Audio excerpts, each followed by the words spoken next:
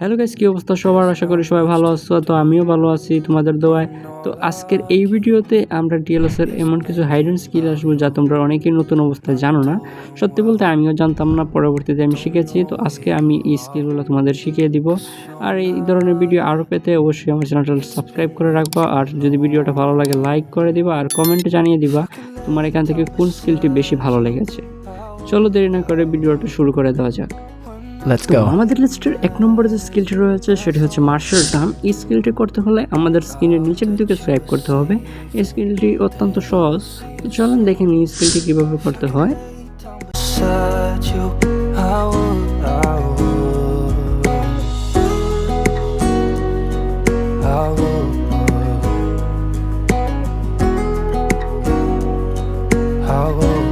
Number 2 যে স্কিলটি রয়েছে সেটি হচ্ছে রেইনবো ফ্লিপ।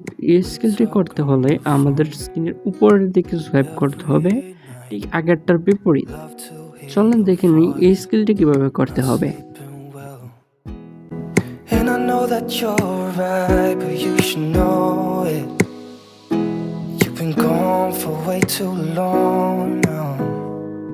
নাম্বার 3 এর স্কিলটি রয়েছে সেটা হচ্ছে step over left and step over right.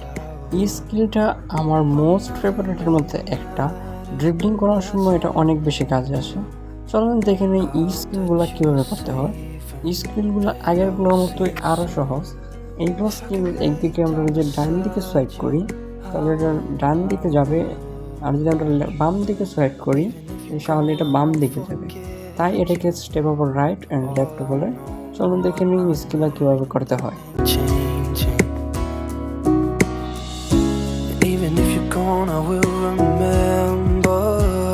তো নাম্বার 4 যে স্কিলটি রয়েছে সেটি আসলে কোনো স্কিল না, একটা ট্রিকই বলা যায়। তো এটা করতে হলে আমাদের খালি জায়গায় ট্র্যাপ করতে হবে।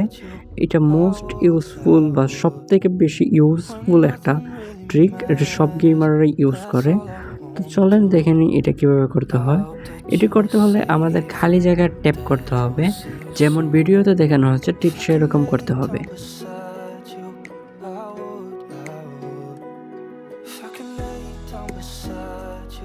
তাহলে এই ছিল আজকের ভিডিও। আর তোমরা যদি ডিএলএস এর বাকি স্কিলগুলো শিখতে চাও তাহলে অবশ্যই কমেন্টে লিখে দাও নেক্সট।